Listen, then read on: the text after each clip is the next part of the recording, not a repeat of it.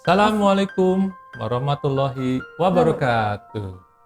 Salam Kasih Vokasi. salam NTM.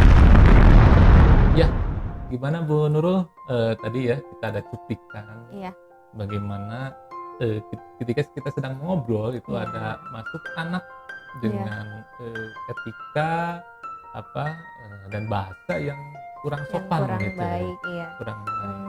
Karena kan kesantunan berbahasa itu berkaitan erat ya dengan karakter seseorang. Betul Jadi sekali. etika berbahasa itu penting sekali karena nantinya kita bisa tahu Pak Agus karakter seseorang itu dari cara bertuturnya dia, pemilihan bahasanya dia. Betul Jadi sekali. etika berbahasa itu penting banget gitu ya kan Pak Agus? Maksudnya kita aplikasi implementasi di lapangan ya, di Iya, kehidupan sehari-hari, iya, etika seperti berbahasa itu. itu sangat nomor satu ya. Hmm, Baik di mana saja gitu Bu Nurul. iya, bisa di sekolah, Hmm, bagaimana kita beretika bahasa kita digunakan kepada guru, kepada teman sebaya, kepada yang lebih tua. Kalau di rumah pada orang tua, pada tetangga, lingkungan sekitar gitu kan. Itu juga penting sekali etika berbahasa itu, betul-betul yang paling dasar gitu. Iya, betul, karena ada ungkapan bahwa bahasa itu adalah jadi kepribadian bangsa ya. Iya, Dan mungkin pribadi juga kan, iya, mulai dari pribadi, keluarga, masyarakat iya, sampai bernegara iya. itu dilihat dari bahasanya. Betul, betul Pak Agus. Itu terlihat sekali tuh karakter seseorang itu. Kita Betul. kan bisa pertama yang kita lihat itu selain dari penampilan gitu ya, tentunya dari bahasa-bahasa yang digunakan gitu. Betul sekali. Dan biasanya kalau berhubungan dengan hierarki gitu ya, Iya. tingkatan berbahasa, kita harus lihat konteksnya, Iya, itu betul. situasinya. Konteksnya dan Betul. situasi. Misalnya ketika di sekolah, kita sebagai pelajar gitu. Iya. Bagaimana kita menghadapi ya seorang di sana kan di sekolah lingkungan, kalau kita berhadapan dengan guru, Iya. kepala sekolah Iya. yang di atas kita atau pelajar, kita berbahasa juga berbeda, pastinya lebih santun, lebih sopan. Iya. Berbeda dengan teman sebaya kan. Iya, gitu. yang lebih luas, lebih ke cenderung bahasa gaul ya, itu bisa Betul, digunakan kalau bisa. dengan teman sebaya. Betul. Kalau dengan guru, kalau dengan orang yang lebih tua itu sebaiknya jangan gunakan bahasa-bahasa betul. yang istilahnya terlalu Slengean lah. slengean gitu, Atau- kecuali konteksnya itu tadi kembali Betul ke konteks sekali. pembicaraannya. Ya, di sekolah juga kan ada konteks formal ya, misalnya dalam ruang diskusi, dalam ruang presentasi di betul. kelas. Iya. Berarti kita juga etika berbahasa harus diperhatikan Iya. ya. Selain itu juga dari intonasi ya, Iya, penekanan juga sangat diperhatikan. Oke, mungkin kita ke contoh mungkin ini Boleh, ya. boleh. Iya, Boleh langsung ya. aja nih ke contoh. Betul, contohnya. Misalnya apa nih Bu Nurul? Misalnya mau menginterupsi atau mau bertanya ketika seminar Pak Agus, gimana contohnya? Atau presentasi ya? Iya. Atau kita di mau presentasi. bertanya, Iya. jangan langsung nyelonong ke pertanyaan, tapi betul. kita ada permisi dulu. Iya. Iya. Misalnya nih contohnya pakai gestur ya, Iya. misalnya, maaf Pak, gitu Iya. ya. Ada yang bisa saya tanyakan atau ada yang mau saya tanyakan. Betul. Contohnya seperti itu ya. Iya.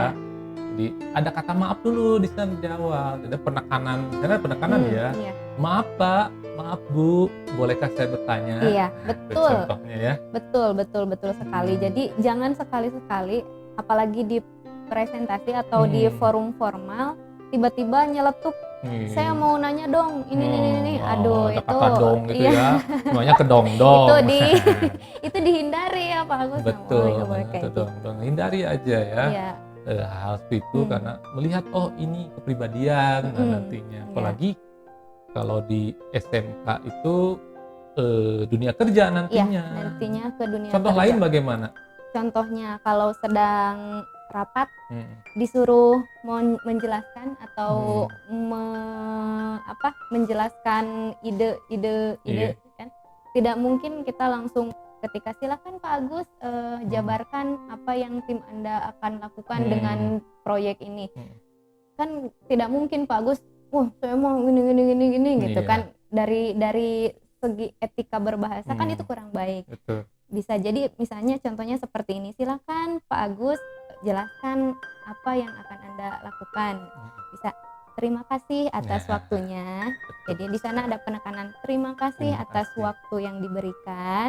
Di sini saya akan menjelaskan apa yang akan saya lakukan di proyek ini. Itu jadi terlihat lebih Lebih bijak, lebih bijak, wise, ya. atau lebih apa ya, lebih sopan lah Iya, pastinya iya.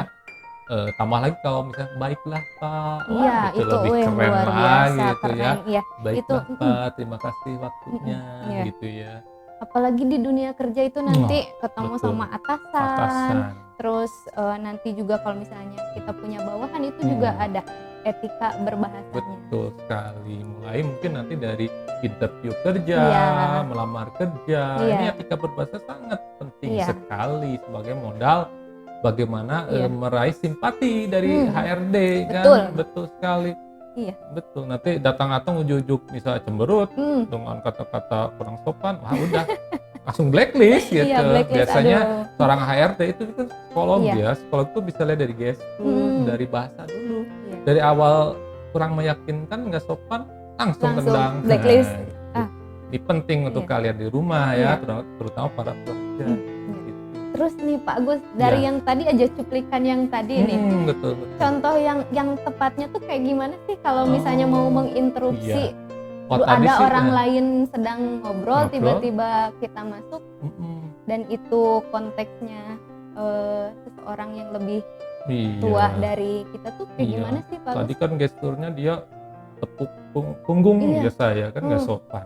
Lalu berkata, Pak mau ngajar nggak hari ini? Iya. Aduh, itu kan kurang santun sopan. Iya, itu betul, itu kelihatan. Yang sopannya seperti apa sih gitu ya, Iya. untuk kalian nanti yang mungkin belum ya santun, ya janganlah kita tepuk punggung ya, Iya. tepuk itu nggak sopan. Misalnya ya dengan kata dulu ya, kata misalnya permisi, Iya, itu kan. permisi. Ya, assalamualaikum, Iya. permisi Pak Bu, Permisi Pak, ya, saya minta mau waktunya sebentar. Itu kan enak Iya. gitu ya, Iya. didengarnya juga sangat enak sekali. Wah, Luar biasa. seru sekali ya pembicaraan ini. Ini hal-hal yang mungkin mudah, simple atau sepele, Tapi ini banyak yang dilewatkan. dilupakan gitu. Karena tahu nggak Pak Agus, yang paling penting itu ada kata dasar maaf, Betul. tolong, terima kasih. Itu paling Iya. penting dan paling Betul. dasar banget. Kita mau minta tolong ambilkan barang ke teman itu, kalau misalnya ambilin itulah, kayak terkesan mendikte gitu. Iya, Coba betul. kalau misalnya tolong bisa ambilkan ini enggak gitu, punten ambilin itu dong gitu kan. Nah, itu kalau terima kasih, tolong, maaf itu udah emang jadi dasar banget gitu dalam iya, dari- etika berbahasa. Betul. 3 kata gitu yang mutiara itu Iya. langka tapi susah Iya. diucapkan. Kadang-kadang lupa kita lupa. untuk mengaplikasikan itu kan.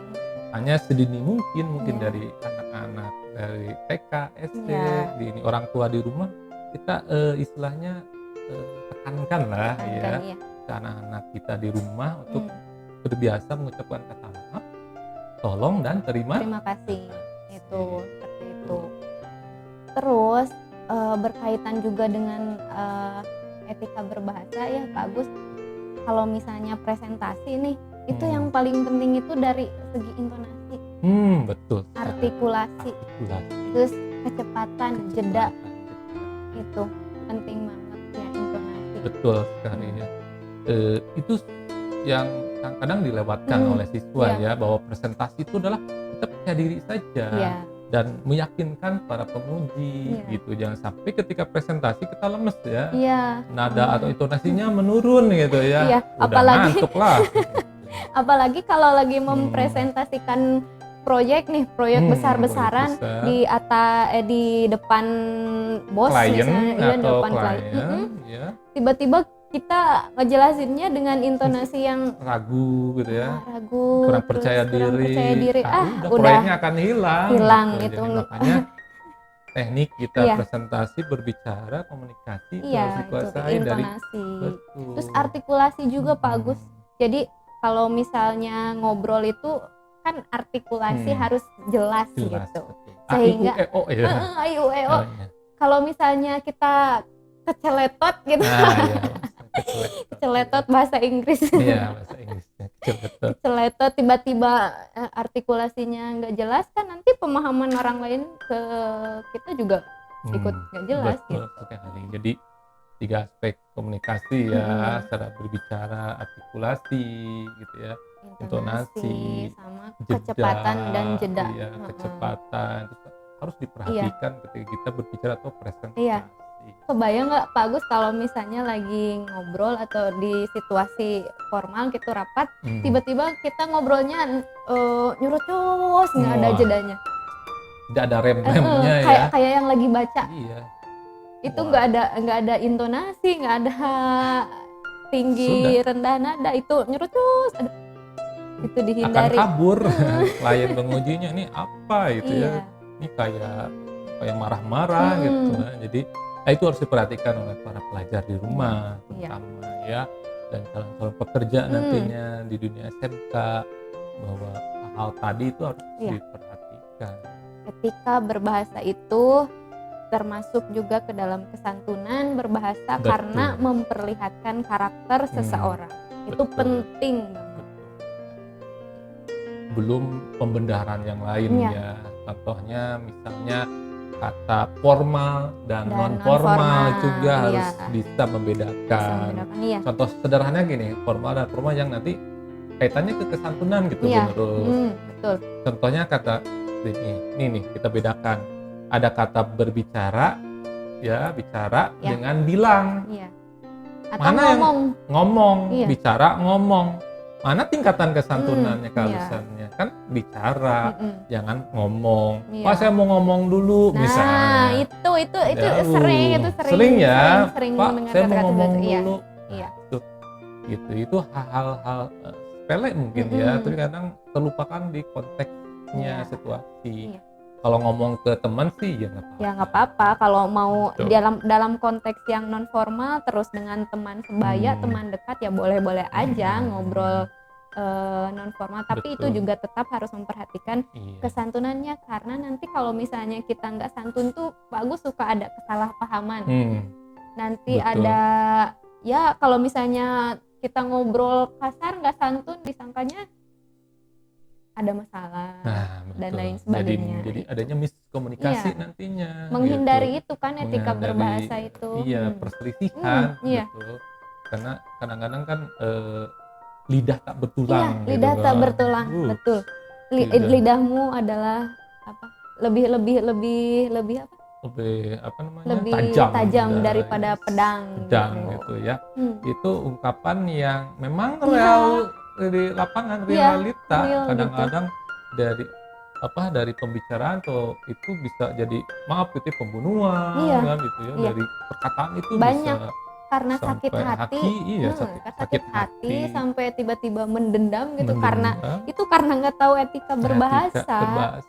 Iya, kalau kita tahu etika berbahasa itu besar peranannya dalam kesantunan gitu, sopan santun, pasti deh nggak akan nanti akan pilih bahasa yang bagus gitu kalau lagi berbicara dengan orang lain. Betul sekali ya. Ya mungkin masih banyak sebenarnya tentang etika berbahasa. Mungkin untuk sesi sekarang atau episode sekarang sampai di sini dulu ya. Kita tahan dulu lah supaya di rumah penasaran ya kelanjutannya materinya ya tentang etika berbahasa. Sangat luas, sangat banyak sekali. Karena bahasa itu sifatnya dinamis ya. Iya, dinamis, nggak statis. Tidak statis, jadi banyak sekali materinya. Mungkin masih penasaran, tunggu nanti ya episode selanjutnya. Oke, kita tutup saja ya dulu. Untuk materi kali ini kita cukupkan, mudah-mudahan bermanfaat ya. Amin, iya. Untuk orang tua, untuk para pelajar atau masyarakat umum. Pasti bermanfaat Pak Agus. Insya Allah. Oke, saya Agus Mulyadi. Saya Nurul Solihah Kifayatul Dalfa. Dari SMK Nasional Bandung. Terima kasih atas perhatiannya. Salam vokasi, salam NPS. Wassalamualaikum warahmatullahi wabarakatuh.